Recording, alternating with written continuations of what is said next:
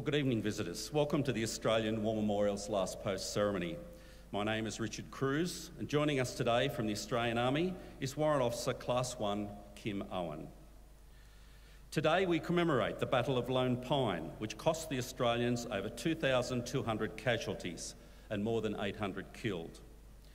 We're honoured to acknowledge Admiral John Aquilino, United States Pacific Fleet Commander, United States of America, and Mrs. Lara Aquilino. Vice Admiral Michael Noonan, Chief of Navy, Australia, and Gary White, Warrant Officer of the Australian Navy, and the accompanying delegation. We welcome the veterans who have served, those that are still serving, and the families that love and support them. We acknowledge the members of RSL and Services Clubs Association, RSL Victoria, and RSL Queensland, who are watching the broadcast of this ceremony across Australia. During this evening's ceremony, wreaths will be laid at the base of the Pool of Reflection by visitors and students on behalf of the following schools. From Queensland, Holy Family Primary School, Indooroopilly. And from New South Wales, Forbes Public School. I invite you to please stand and join in singing the National Anthem.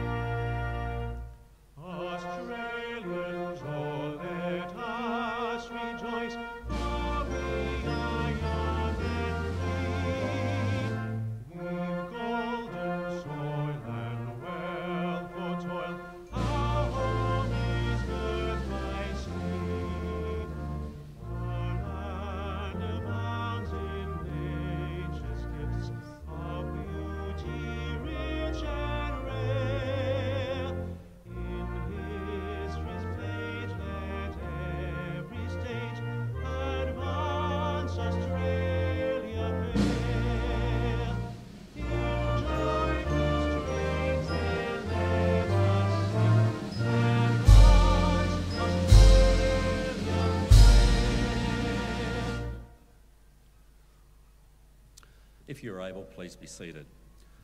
I'd now like to invite the Director of the Australian War Memorial, Dr. Brendan Nelson, to the lectern.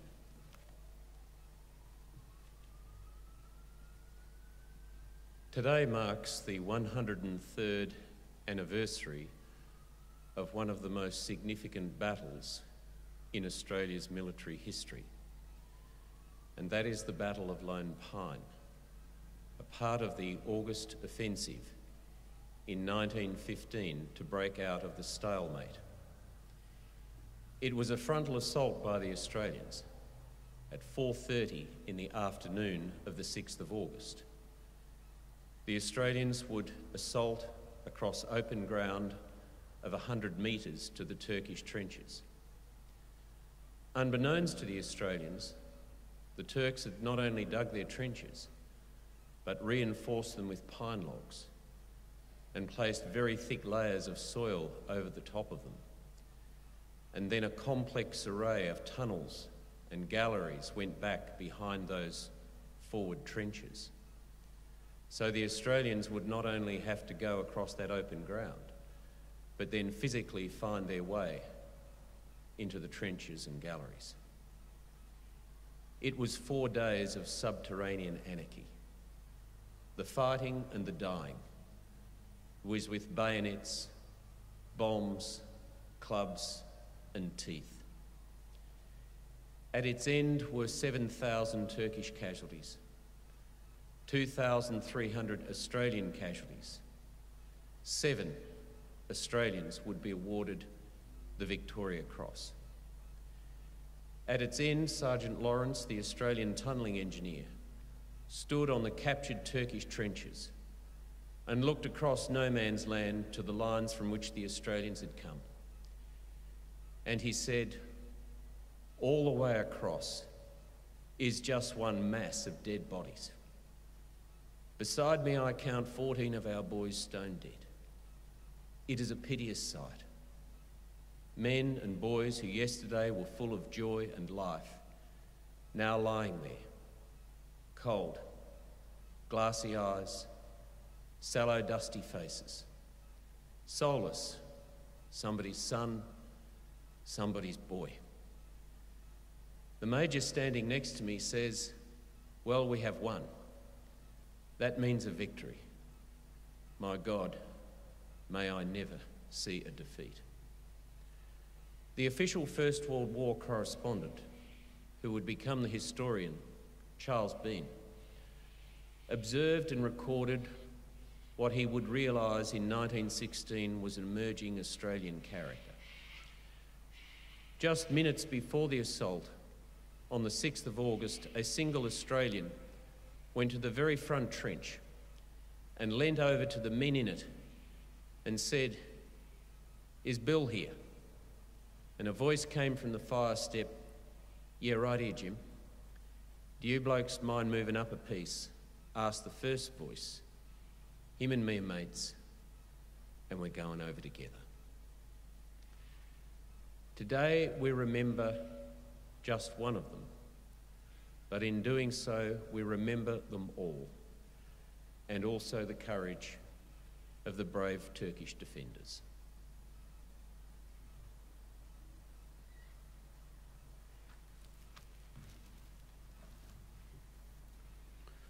Thank you, Dr. Nelson. The Australian War Memorial was the vision of Charles Bean, Australia's First World War official historian.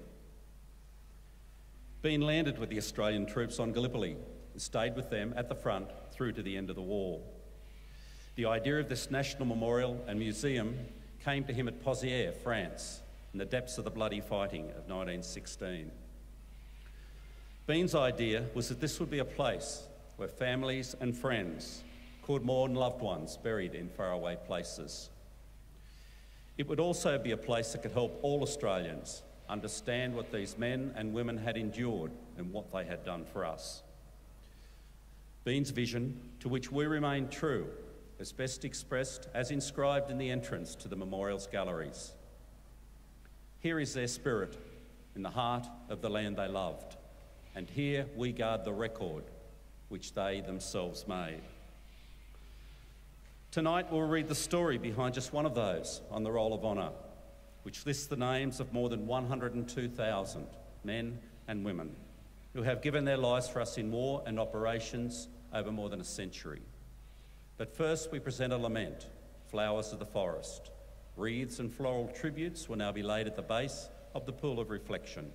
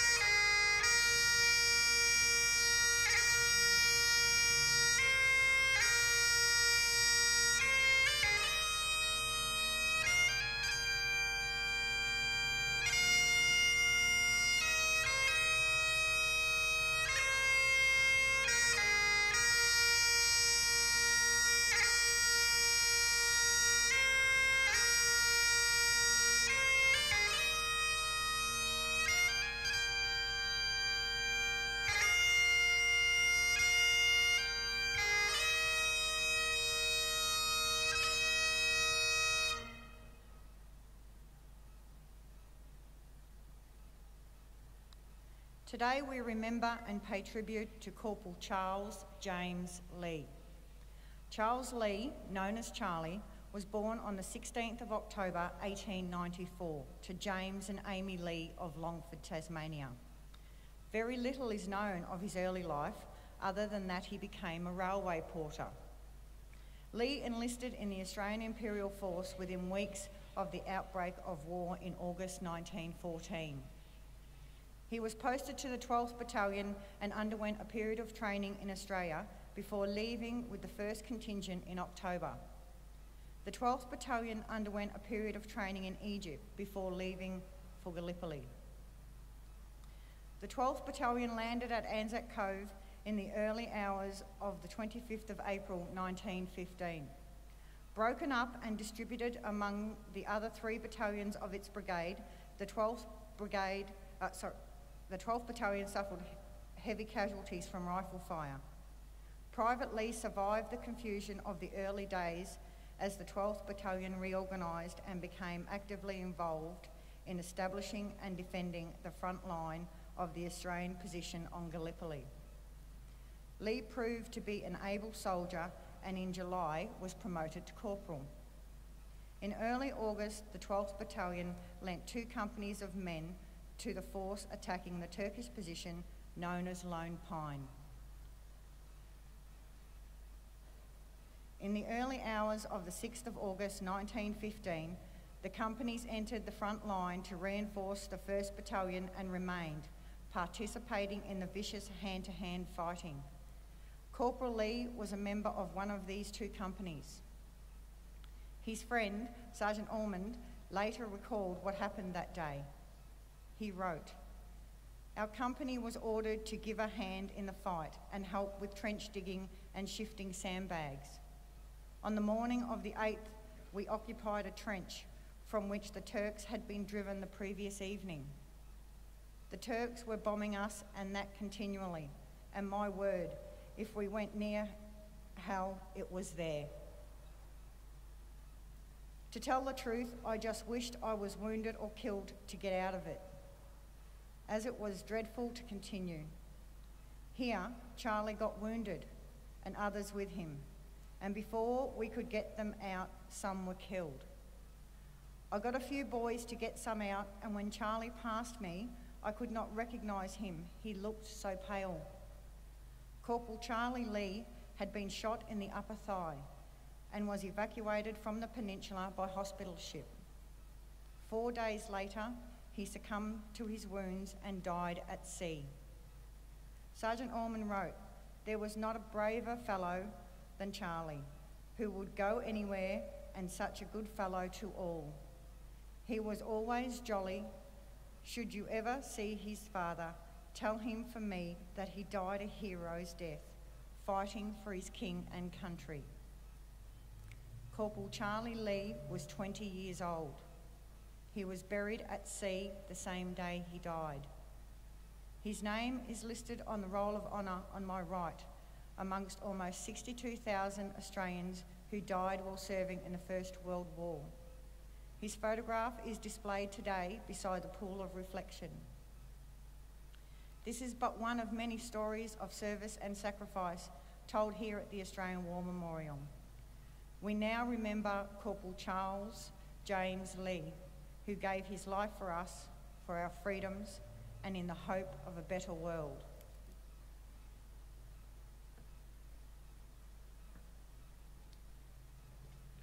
Please stand for the reading of the ode and the sounding of the last post.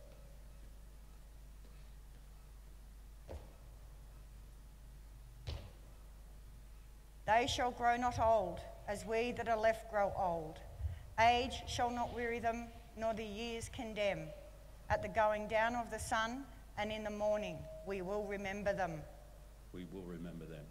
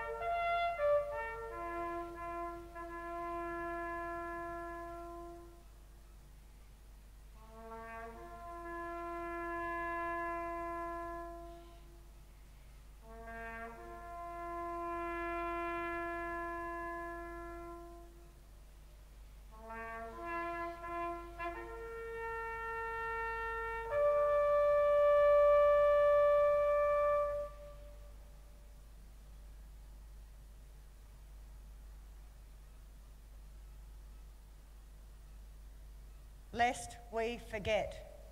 Lest we forget.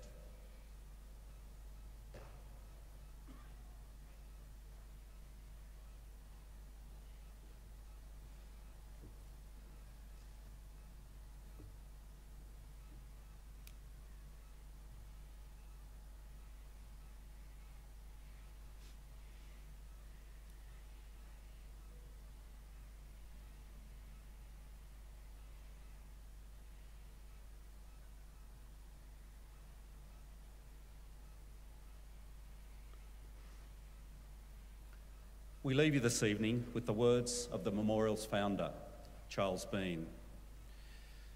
Many a man lying out there at Poziere or in the low scrub at Gallipoli, with his poor, tired senses barely working through the fever of his brain, has thought in his last moments, well, it's over. But in Australia, they will be proud of this. Ladies and gentlemen, girls and boys, that concludes this evening's last post ceremony. We thank you for visiting the Australian War Memorial and wish you all a very good evening. Thank you.